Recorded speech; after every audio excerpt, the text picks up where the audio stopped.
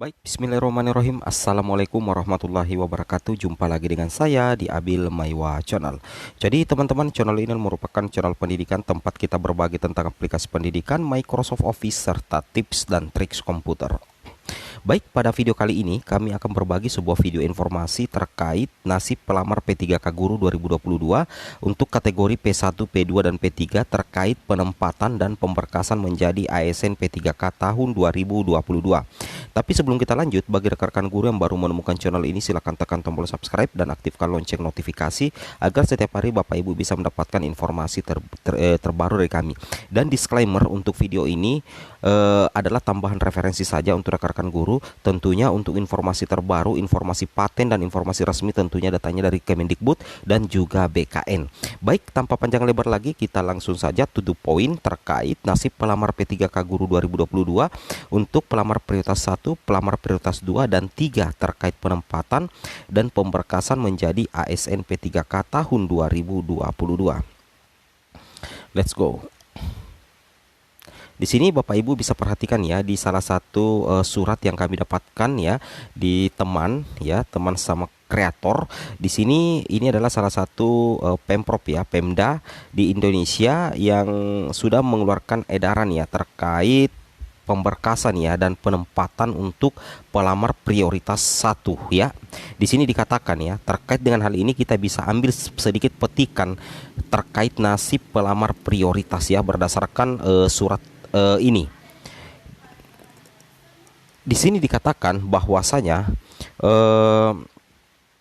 pelamar prioritas 1 itu akan login ke akun SSCASN masing-masing ya untuk melihat informasi update terkait penempatan atau tawaran pindah instansi. Jadi kita sudah bisa mengambil satu kesimpulan bahwa nantinya pelamar prioritas itu akan melihat informasi ya terkait penempatan tentunya di akun SSCASN. Apakah nanti Bapak Ibu itu ditempatkan di Satminkal atau sekolah induk ataupun akan mendapatkan tawaran pindah instansi. Itu yang harus Bapak Ibu pahami ya. Jadi ada beberapa kemungkinan yang bisa Bapak Ibu terima sebagai konsekuensi dari pelamar prioritas 1 yang lolos PG.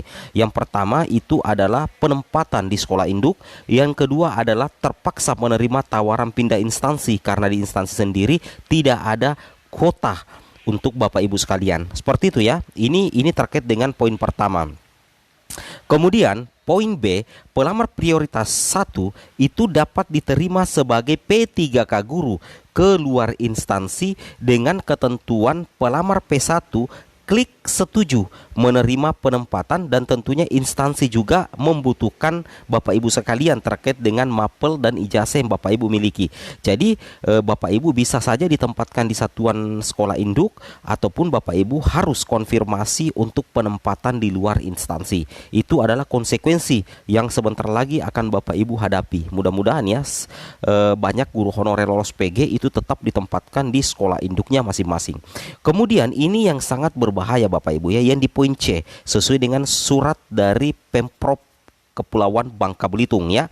Di sini pelamar P1 terlampir angka 1D tidak dapat ditempatkan di instansi manapun secara nasional karena formasi sudah tidak tersedia dan kelulusan passing grade-nya dianggap hangus. Dapat mengikuti tes ulang kembali jika masih tersedia formasi tahun berikutnya. Ini yang berbahaya Bapak Ibu ya. Misalkan seperti ini, berdasarkan kalau kita melihat surat edaran ini, misalkan guru lolos PG itu formasinya, kuota untuk guru lolos PG tersebut itu sudah tidak ada lagi, baik secara kabupaten, secara provinsi atau tingkat nasional sekalipun formasi sudah tidak tersedia lagi. Maka berdasarkan surat ini akan kelulusan passing grade-nya itu dianggap hangus Bapak Ibu ya. Tetapi seperti yang admin bilang bahwasanya terkait dengan poin C ini admin juga kurang sependapat ya. Admin kurang sependapat karena dia sudah lolos PG. Kalaupun misalkan menunggu tahun depan itu tidak jadi masalah asalkan passing grade-nya itu tidak hangus ya. Jadi untuk poin C ini admin tidak sependapat dan kita tetap menunggu referensi resmi dari Kemendikbud dan Panselnas. Yang admin setuju adalah poin A dengan poin C, yaitu bahwasanya pelamar prioritas 1 itu akan mengisi sekolah induk masing-masing dan ada kemungkinan juga pelamar prioritas 1 setuju menerima penempatan di luar instansi.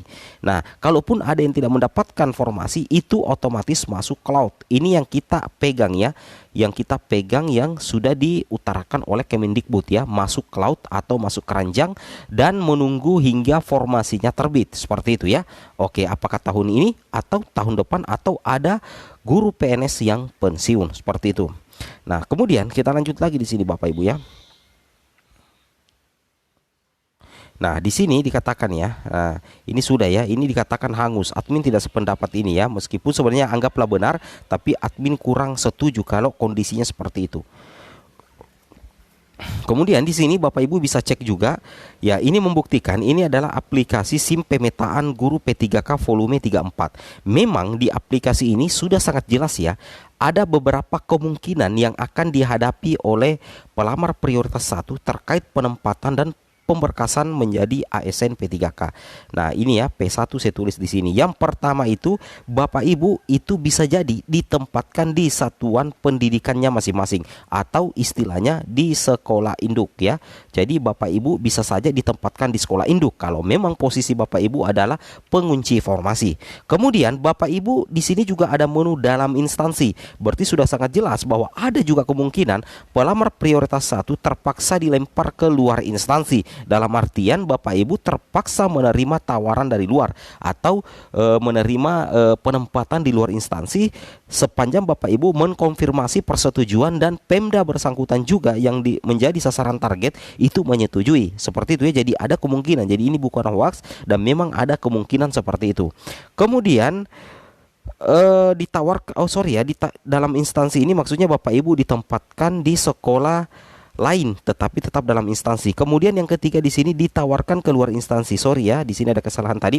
Maksudnya ditawarkan di keluar instansi, Bapak Ibu bisa jadi penempatannya nanti di luar dari instansi Bapak Ibu karena di daerah Bapak Ibu itu sudah tidak tersedia kuota, namun di daerah lain ada kuota yang tersedia. Jadi Bapak Ibu sisa apakah menerima penempatan di luar instansi atau tidak. Sisa Bapak Ibu konfirmasi apakah ya atau tidak. Dan kita juga menunggu konfirmasi dari Pemda yang bersangkutan. Kemudian ini yang kita bahas, belum dapat ditempatkan. Penyebab guru pelamar prioritas 1 belum dapat ditempatkan karena setelah dicari-cari kuota formasinya memang sudah tidak ada Bapak Ibu ya.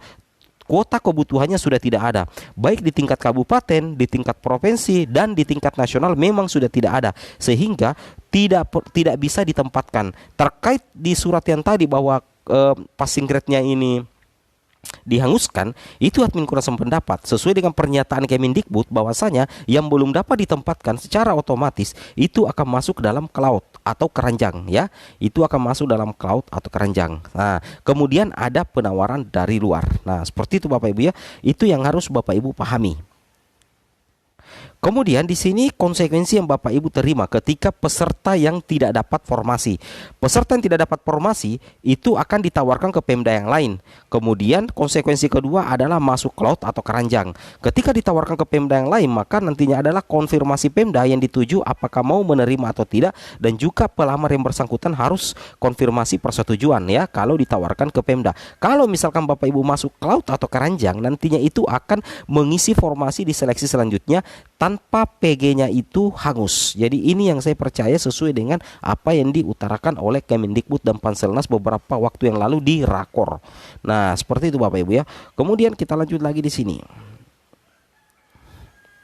Nah, terkait dengan hal itu kita masih menunggu-nunggu Bapak Ibu ya. Ini yang bikin penasaran nih ya. Ini pengangkatan 193.954 guru lulus PG itu antara pertengahan bulan Juli hingga akhir Agustus. Nah, sekarang bulan Juli ini sudah hampir selesai. Jadi kita berharapnya di bulan Agustus Bapak Ibu ya.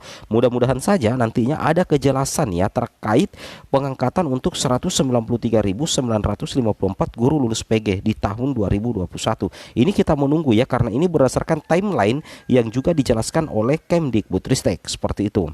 Kemudian di sini tambahan informasi lainnya terkait penempatan ya P1, P2, P3. Di sini sudah sangat jelas ya di mekanisme resmi bahwasanya untuk penempatan yang pertama adalah untuk lulus PG, dan jika masih tersedia formasi maka akan lanjut ke seleksi verifikasi atau observasi, dan jika masih tersedia formasi akan dilanjutkan di seleksi tes. Jadi memang untuk P3K 2022 ada 3 mekanisme Bapak Ibu ya: penempatan bagi yang sudah lulus PG, seleksi kesesuaian verifikasi untuk pelamar prioritas 2 dan 3, dan seleksi tes bagi pelamar umum. Nah, ini sudah sangat jelas di video ini Bapak Ibu sekalian ya. Kemudian di sini kita lihat bagaimana nasib yang pelamar P2 dan P3.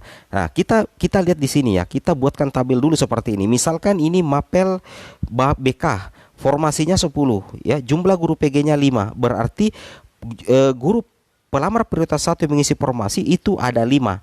Nah, jadi masih tersisa 5 formasi, berarti masih ada ketersediaan kuota formasi. Nah, kelima kuota formasi inilah nantinya yang bisa diperebutkan oleh pelamar prioritas 2 dan 3 di seleksi observasi, karena ini masih tersedia.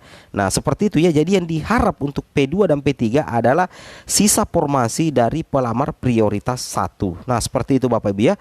Oke, mungkin cukup sampai di sini informasinya. Assalamualaikum warahmatullahi wabarakatuh.